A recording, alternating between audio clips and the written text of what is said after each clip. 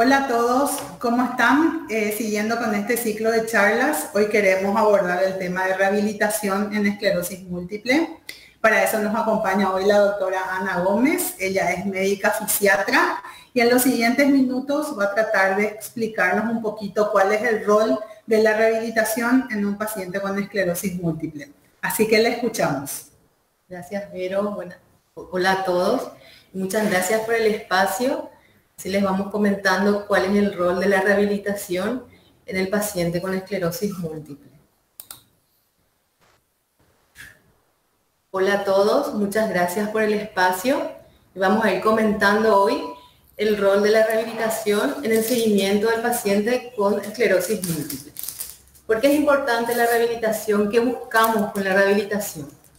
Es recuperar, mejorar y mantener la función, buscando brindarle al paciente, al individuo, un estilo de vida que sea lo más activo y más independiente posible. En cuanto a la funcionalidad, ¿qué queremos decir con eso? Es cómo se realiza y lo que realiza el paciente en su vida diaria, todas las actividades y las destrezas que necesita, todas las tareas y sus habilidades que requiere para adaptarse a su entorno ambiental. Dijimos que son actividades en la vida diaria como higienizarse, vestirse, también lo que tenga que ver con su movilidad y en la comunicación. Entonces, como objetivo principal de la rehabilitación, buscamos la mayor independencia, teniendo en cuenta la capacidad del individuo y sus aspiraciones en la vida. El curso clínico de la enfermedad se puede dar con un déficit motor, puede presentar alteración sensitiva, trastornos visuales, trastornos en la coordinación, el equilibrio, y el curso clínico puede ser un solo síntoma o varios síntomas a la vez. Entonces, nosotros tenemos escalas que nos ayudan a seguir al paciente, de modo que los objetivos de nuestro tratamiento y de todas las estrategias que empleemos para seguirle al paciente están en función de cada uno, de sus déficits, de las discapacidades que presenten en relación a su clínica y al estado evolutivo de la enfermedad. Una escala que utilizamos bastante en la consulta es la escala de Kurtke, que evalúa 8 áreas deficitarias, ¿verdad?, del paciente, ¿verdad? Nos habla de la fuerza muscular, de la debilidad que presenta, si existe o no un trastorno en la coordinación, si presenta o no el paciente alguna dificultad para comunicarse. Nosotros llamamos a esto disartria, una alteración en la entonación. También puede presentarse algún trastorno en la deglución, ¿verdad?, al tragar. También evalúa la sensibilidad del paciente, el estado de la vejiga y el intestino, alteraciones visuales y también si hay algún deterioro en la función mental. Es importante saber que el equipo de rehabilitación es un equipo que está integrado, que está coordinado y que necesitamos tener una comunicación constante para poder tener unas estrategias acordes al estado de cada paciente. Entonces, nosotros damos intervenciones terapéuticas con objetivos acordes a la clínica del paciente, según la evolución de la enfermedad. Entonces, se puede dar, por ejemplo, en el paciente un trastorno en la movilidad. ¿Cómo podría ser esto? Por la pérdida de fuerza muscular. Otro síntoma que se presenta es la espasticidad. Dijimos trastornos de la coordinación, fatiga y dolor. Pueden ser que aparezcan en forma aislada o combinados. Entonces, esta debilidad el paciente puede percibir, puede empezar a sentir dificultad a tomar objetos, le pueden parecer más pesados que de costumbre, puede haber una alteración al caminar, le pueden costar actividades diarias, como dijimos, de higiene, de transferencia. A la hora de vestirse puede presentar más dificultad en la realización de esta actividad. Entonces nosotros, con todo este equipo determinamos los objetivos para la estrategia de cada paciente en particular. Es muy importante seguir un programa de ejercicio físico para mantener y mejorar también el balance muscular. Lo importante a la hora de hacer ejercicio es no hacer una actividad agresiva ni muy extenuante, ¿verdad? Ejercicios aeróbicos que puedan mejorar la movilidad articular y la amplitud articular. Dijimos el balance muscular. Tenemos que tener en cuenta, si vamos a hacer trabajos de resistencia o potencia muscular, que sea suave. Entonces, estos ejercicios, aparte de ayudarnos a la movilidad normal del paciente, nos va a ayudar a prevenir la atrofia por desuso y también reducir esta espasticidad que podemos presentar. Entonces, nuestro programa de ejercicio físico reduce la discapacidad en la movilidad. En algunos pacientes donde ya tenemos alteración de la marcha, podemos utilizar algunos dispositivos que nos ayuden a alinear las articulaciones y también a mejorar el patrón de marcha. Esas pueden ser unas férulas correctivas que, por ejemplo, cuando tenemos tendencia a caminar en punta de pie, esa férula se llama férula antiequino. También podemos utilizar bastones, podemos utilizar andadores, todo esto para ayudar a corregir la marcha, a beneficiar más la marcha y todo esto se da evidentemente acorde a la necesidad de cada paciente. Cuando el paciente le cuesta ya bastante la movilidad y pierde la marcha, entonces estamos en la situación donde debemos prescribir las sillas de ruedas, ya sea acorde a la necesidad de cada paciente. Esta puede ser una silla de ruedas manual o eléctrica. Y nosotros también como equipo rehabilitador le damos el entrenamiento en el manejo de esta silla de ruedas y de todos los dispositivos que nosotros prescribimos. El equipo rehabilitador tiene que estar en condición de adiestrar al paciente y el paciente debe manejar correctamente su órtesis o su auxiliar para la marcha, porque tiene que realizar de una forma correcta, porque podría lastimarse si él no fue bien entrenado o no aprendió bien en su uso. Entonces también solemos utilizar bipedestadores y también ayudas para mejorar las transferencias. En algunos casos se utilizan tablas en la casa, ¿verdad? En la cama. Y también cuando el paciente tiene una movilidad muy limitada, en algunos casos se utilizan grúas domiciliarias.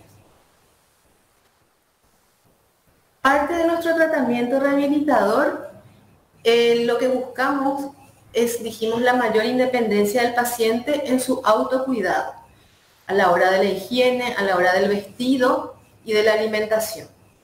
También con este tratamiento nosotros buscamos mejorar su calidad de vida, le proponemos un estilo de vida saludable. Es muy importante el apoyo de la gente de nutrición, porque necesitamos que nuestro paciente realice una dieta equilibrada, y también el equipo de kinesiología y los profes de educación física nos ayudan con el ejercicio físico regular. Esto siempre el paciente debe estar controlado porque es acorde a su capacidad cardiovascular y al estado de cómo está su patología, su clínica, ¿verdad? Entonces son ejercicios, como dijimos, si vamos a hacer de amplitud articular y potenciación muscular, ejercicios suaves, para nada una rutina exhaustiva. También nuestros pacientes pueden tener alguna alteración en la comunicación, entonces en ese caso el especialista que nos ayuda es la gente de fonoaudiología. Cuando nosotros encontramos trastornos del habla, en algunos casos también dijimos trastornos de la deglución, entonces se prescriben ejercicios para ir fortaleciendo esas áreas. También en algunos casos, cuando hay una situación avanzada, tenemos sistemas comunicativos de comunicación, teniendo en cuenta siempre la capacidad cognitiva del paciente, ¿verdad? Que él pueda utilizar estos dispositivos que nosotros le ofrecemos. También tenemos en cuenta su capacidad visual y el déficit motor. ¿Qué quiere decir todo esto? Si el paciente va a poder comprender el dispositivo y va a poder emplearlo de forma correcta para finalmente comunicarse. Utilizamos a veces tableros de comunicación con signos gráficos, que son los pictogramas que le llamamos, que son gráficos que representan, o sea, son convencionales y son signos que representan algo establecido, ¿verdad? Algo convencional. Entonces, esa es una forma de comunicación alternativa, y también por medio de los teléfonos, también por las tablets, hay programas que nos ayudan en esa función. Cuando hay un trastorno de deglución, el fonoaudiólogo nos ayuda a realizar una función segura. ¿Qué es lo que necesitamos evitar? Una aspiración, porque esto nos puede llevar a problemas respiratorios como ser una neumonía. Entonces, necesitamos también una deglución eficaz, porque nosotros necesitamos prevenir la desnutrición y deshidratación del paciente.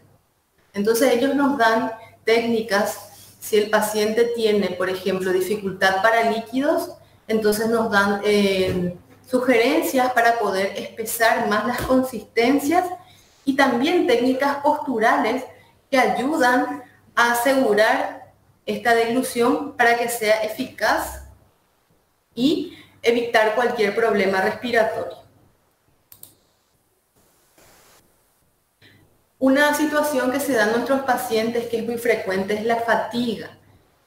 Es una intolerancia, también tenemos la intolerancia al calor, y esta fatiga el paciente siente como una falta de energía física. También puede ser una falta de una energía cognitiva. Entonces, puede ser percibido por el paciente, y también a veces nos comentan los cuidadores que sienten que el paciente está cada vez más fatigado. Entonces, lógicamente, esto interviene en el desarrollo óptimo de sus actividades diarias. Esta fatiga se empeora con el calor y con el ejercicio físico intenso. Entonces, es muy importante la temperatura ambiental, tener en cuenta que deben evitar el calor. En cuanto a la disfunción cognitiva o mental, la gente de neuropsicología nos da su gran ayuda para elaborar, nos ayudan en los test de la memoria, también evalúan la atención y la velocidad de procesamiento de la información y la capacidad de conceptualización. Entonces, los neuropsicólogos nos dan estrategias para favorecer al paciente a esta adaptación dependiendo de la lesión que está presentando. En algunos casos se dan trastornos afectivos y emocionales. Podemos tener depresión, cuadros de euforia, labilidad emocional. Entonces, la gente de psicología también nos da estrategias, o sea, se realizan evaluaciones y nos dan estrategias para combatir estos síntomas y aumentar los mecanismos de afrontamiento para también una mejor adaptación a la situación que está pasando nuestro paciente. Entonces, como dijimos, somos un equipo grande que tenemos que estar en constante comunicación, realizando evaluaciones, también seguimientos coordinados, y hacer nuestras estrategias acordes a objetivos puntuales sobre cada paciente y su evolución clínica específica.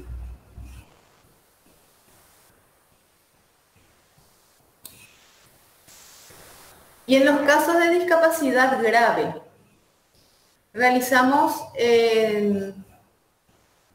centramos la atención en los cuidados paliativos y prevenir las complicaciones. Entonces realizamos en estos casos, generalmente que son cuadros donde realizamos fisioterapia intensiva para minimizar las deformidades articulares, sillas de ruedas con adaptaciones y también en ayudas técnicas, y es sumamente importante el apoyo a los cuidadores, preservando también la esfera emocional de ellos, ¿verdad? Cómo se sienten ante esta situación familiar importante. Y también cuidados, nosotros damos consejos sobre cuidados físicos, porque ustedes saben que realizar un cuidado tan directo a un paciente también supone un ejercicio físico importante. Entonces se dan también sugerencias para evitar, por ejemplo, dolores lumbares, se dan técnicas específicas de cómo realizar traslados, transferencias, de cómo ayudarle al paciente a realizar estos cuidados tan directos que se les brinda. Para prevenir entonces lesiones físicas en los cuidadores. Bueno, muchísimas gracias, doctora Ana. Realmente este es un tema que queríamos tratar mucho para ustedes, para los pacientes, porque desde el punto de vista médico algunas veces nos pasa que nos parece que nuestros pacientes no quieren dar la importancia necesaria al rol de la rehabilitación en sus vidas. Entonces, tenemos una pregunta, y más que una pregunta, otra acotación que yo quiero hacerle a la doctora, que si tuviésemos que resumir, Ana, lo que la rehabilitación le brinda al paciente con esclerosis múltiple, ¿cómo podríamos resumir eso? Lo que nosotros le proponemos al paciente, lo que queremos lograr con los pacientes es estar mejor, sentirse mejor, y acorde a cada situación y viendo cada objetivo, porque siempre hay que escuchar al paciente y a sus familiares, a su entorno, trazar objetivos para volver en algunos casos, para volver a las funciones si estuviesen perdidas, para mejorar su funcionalidad y en algunos casos para mejorar, ¿verdad? Las funciones que estén, cómo está el paciente, para mejorar, y para saber cómo cuidarse, para saber cómo prevenir lesiones, para saber cómo prevenir un estado, para no llegar tarde, para llegar de la mejor forma posible y poder sobrellevar y adaptarse a esta nueva situación tan importante, pero saber que se puede con constancia, con esfuerzo, se puede y pueden estar mejor. Dejar un poquito ese mensaje positivo también de tal vez nuestros pacientes después de una recaída quedan con algún tipo de situación no resuelta posterior al goteo de corticoides, pero dar ese mensaje positivo también que con la rehabilitación, tal vez esa cosa que no terminó de cerrar con el goteo de corticoides puede terminar cerrando con la rehabilitación. Entonces, darle esa importancia a la rehabilitación, y lo que hablábamos un poquito con la doctora Ana antes de empezar la charla, que quede el mensaje que la medicina rehabilitadora no solo va para recuperar una función, también muchas veces va para evitar que se pierda una función, que era lo que hablábamos, ¿verdad? Y ahí entra todo el rol de la prevención. Y una pregunta que te quiero hacer, Ana, porque la verdad que es muy repetitiva entre nuestros pacientes. Como vos sabés, la fatiga que tiene el paciente con esclerosis múltiple no es una fatiga normal, es una fatiga que el paciente te dice: doctora, yo no me puedo levantar de mi silla. ¿Y por qué? ¿Hiciste muchas cosas? Nada, doctora, son las 8 de la mañana, acabo de desayunar y ya no me puedo levantar de la silla porque no puedo. El cansancio algunas veces a ellos les supera totalmente. Entonces, si podríamos cerrar esta charla con algunos tips, doctora, para poder hacer que nuestros pacientes lleven mejor la fatiga. Sí, tenemos que realizar actividades físicas regulares, como ejercicios de amplitud articular. Dado el caso, pueden usar bicicleta, pueden usar las cintas rodantes, pueden usar, en algunos casos, también se aconseja hidroterapia, ¿verdad? Con una temperatura de 27 grados o menos del agua. También es muy importante manejar la temperatura ambiental, que sean, evitar el calor, eso es sumamente importante. También el manejo del dolor, evaluar si el paciente está presentando no dolor, porque eso empeora la fatiga.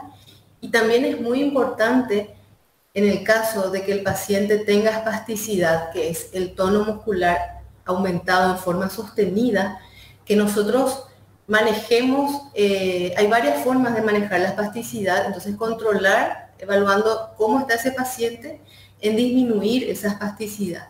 Esto se puede dar con tratamiento kinésico, hay técnicas específicas que disminuyen la espasticidad, también hay fármacos que nos ayudan a disminuir la espasticidad, ya sea en forma de vía oral o también aplicaciones específicas de toxina botulínica dependiendo de la región corporal que afecte esta espasticidad.